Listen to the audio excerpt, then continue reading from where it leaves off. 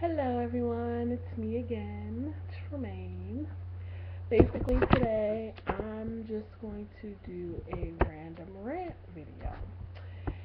And I'll just name this Reality Tuesday. Basically I'm just gonna do an overview of the reality shows that I have watched within the last couple of days. Today is Tuesday the 21st. Um, and I just want to talk about some of the shows that I watch. So Sunday, I have a long list of reality shows. I watch Oprah. Um, what is it? The first class or first chapter, last chapter. But she basically interviewed Rihanna, and Rihanna gave her mother a house. Um, she basically was talking about her life and how the people on her home island, they still call her Robin, which you can tell I'm not a Rihanna fan because I didn't even know the child's name was Robin. Okay, for real. Um, but it is just amazing to me that she tries to stay so humble, tries, tries to stay so humble because she's had a lot of issues, a lot of problems, a lot of things to happen, especially with the whole Chris Brown thing, which she does touch on the reality show. She does talk about that. But it's a good thing that they do, that she said that they have remained friends. But, we never know how he feels about it. It's one of those things. Um, I did watch Unsung, and they did Unsung on Gerald Levert. Very, very, very, very, very, very wonderful because he definitely is unsung. It took him to die to get a Grammy. Like he's one of those artists like Mickey Howard, like Evelyn Champagne King, like those people who are really unsung who deserve the credit, but these pop and bubblegum rappers and all these people get the credit when the real R&B artists and the real artists like Kindred, like Foreign Exchange. I mean, I know Jilly from Philly. I know she's gotten some Grammys, but a lot of that stuff is like it's a long time coming. And you have your popular people, you have your Music Soul Child and things of that nature, but people like Gerald Levert, they definitely deserve credit. And the sad thing is when these people go and when they pass away is when they get their credit, and that's very, very, very unfortunate. Speaking of death, I also watched the Kardashians, and they spoke on, well, their show was basically the whole show was about death. On the lighter side, they talked about how they bought this fish, and the fish kept dying. They bought the little boy, the youngest grandchild, um, Courtney's son, Mason. They bought Mason a goldfish, and they kept killing the fish. Like, I don't know if they weren't feeding it, if I clean out the tank. So they bought this new fancy tank, and the fish kept dying.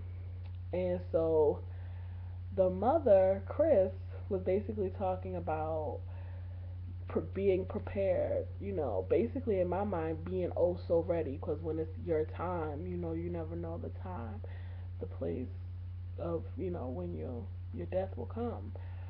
But it was funny because she was serious. Like she was really serious. Like she went to a casket place to pick out a casket. She went to Forever Hollywood, which is a famous cemetery, and she went to a famous cemetery and basically like talked about where possibly getting a mausoleum for her family. And her family was taking it. Oh, they was just taking it bad. Like they were like, "Mom, we don't want to talk about this shit," and we don't want to hear this, and we don't want to hear this. Just going off on her. And my thing is, I would rather my parent do that while they're living, while they're still healthy, because their mom is not sick or any.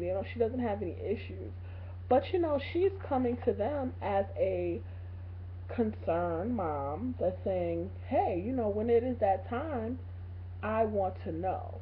I I want to know that everything is going to be okay and I'm not leaving a burden, you know. Because there are some things that a lot of families, and, you know, the Kardashians, of course, they're white, but a lot of African American families, they don't talk about that. You know, they don't talk about death. They don't talk about their final arrangements. So we, as maybe the family, have to make the decision, you know. Um, and last week I had a death in my family. Uh, one of my grandfathers passed away, and you know it wasn't as hard, but it was a lot of I learned a lot. Let's just say that I learned a lot. I learned a lot about the preparation, things that need to be done to have a funeral, how much a funeral costs, ching ching ching ching ching ching ching ching cost, and just a lot of things. And it's actually interesting. And you know, some people will say, "Oh, you know, Tremaine, I don't know how, you know, you can do that. You know, prepare that and prepare a funeral for someone that you're close with or someone that, you know, not that I grew up with, but that I've spent the last several years with." And it was hard, but I learned a lesson a long time ago. And it's just funny how at 27 a lot of these lessons are coming to pass. I'm opening up an envelope and it's like, you said that to me. You said that when I was 12, 11. You know, my grandmother, my mother's mother, told me one day, I used to say, Nana, you don't even know these people. You're going to their funerals. Like, I remember we had a neighbor that passed away, and she's like, oh yeah, I'm going to this person's funeral. I'm going here, I'm going there, I'm going to this church, this service, this repast, this week. And I'm like, Nana, you don't know these people. Like, at that age, I was scared, scared to death. And she told me, she said one day you're gonna somebody that's gonna die that's not necessarily close to you, but that's gonna make you comfortable. That's gonna make you able to sit in the room. It's gonna be able to reach out and touch them, able to, you know, have a conversation with them, or be in a room by you and yourself, you and that person. And my grandfather, he made me comfortable, you know, and I thank him for that. I do, even though he wouldn't be able to hear my thank you, but I know he's still around, you know, and I just thank him. But that us as a people, we need to, just people in general, just even young people, because a lot of young people don't like talking about that, you know. But it's definitely something that we have to deal with. The next thing that I wanted to talk about was Sunday Best.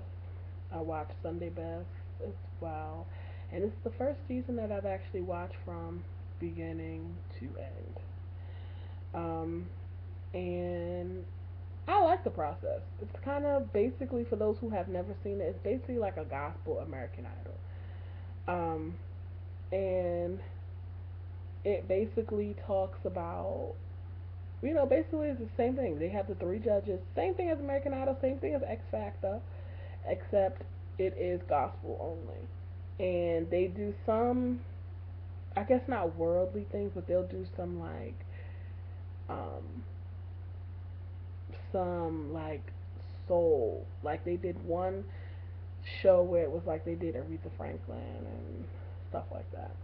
And they'll pick their song, but it's basically based around all gospel music. Um, but I love it. I love it, and I'm definitely rooting. If anyone else is watching it, I'm definitely rooting for Alexis Spike. That baby can sing. She looks like she's maybe about 25, but she's 18. You know, she tells her story, and she's, you know, been homeless and different issues and different things, and she is definitely one that I'm rooting for.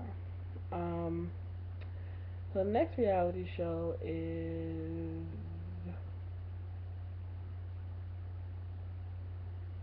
I said Unsung, right? Yeah.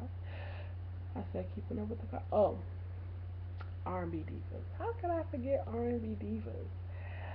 Um, it's definitely a video, a reality show. Excuse me, a reality show that is well worth the wait.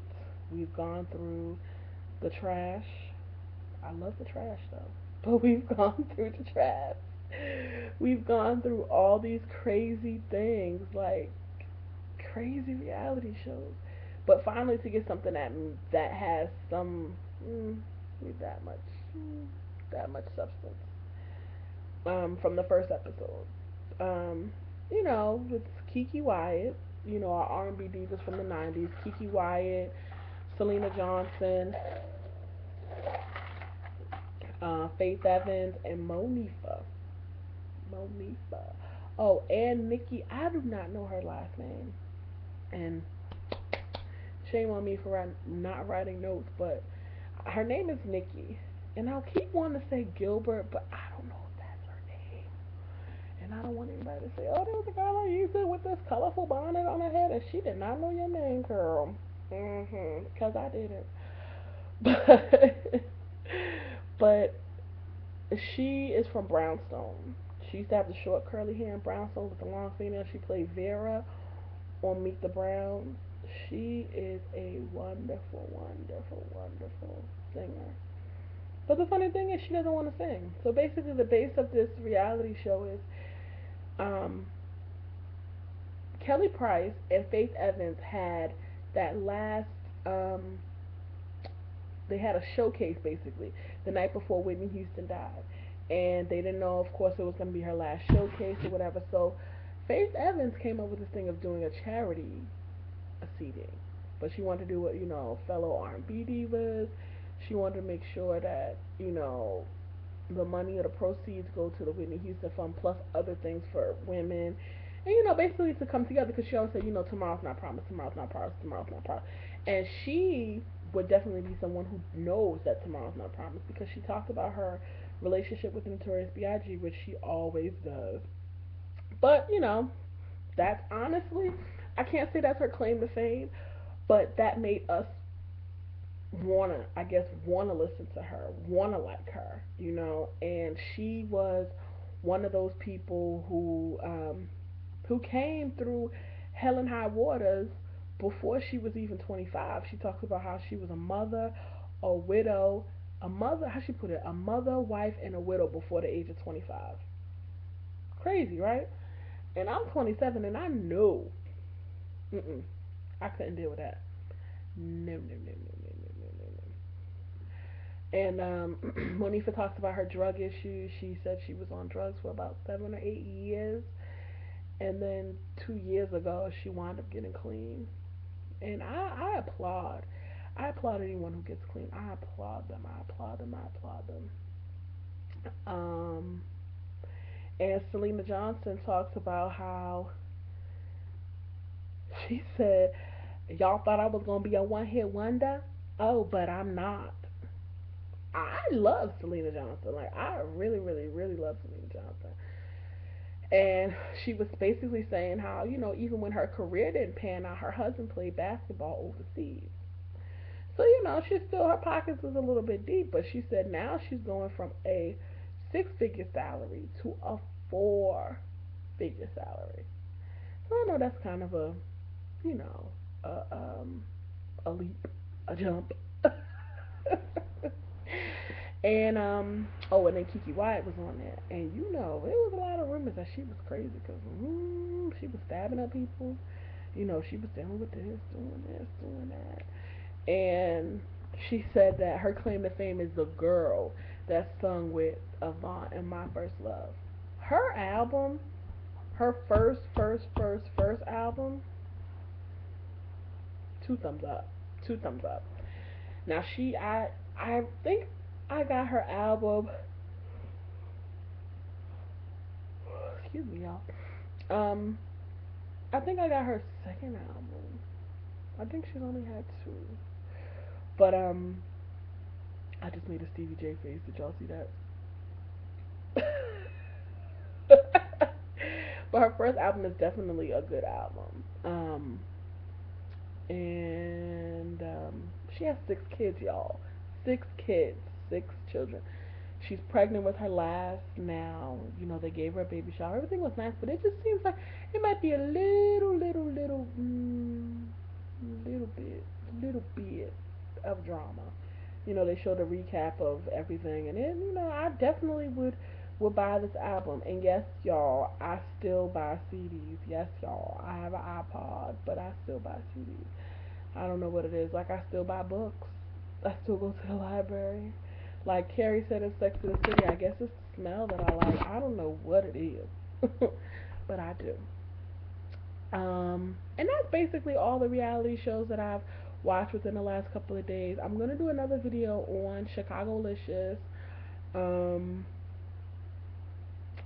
T and Tamara, and I guess I'll watch Love and Hip Hop. I guess like my uncle says, that's the show that's gonna get us kicked off the air. Us meaning Browns, 'cause they be acting a donkey ass on that show. But whatever. Um, and I guess I'll talk to you guys later. Don't forget to thumbs up. I think it's down here. It has to be either in this area or this, this or this. And don't forget to subscribe up at the top. Um, up here somewhere. Up here somewhere. Subscribe to me and tell a friend.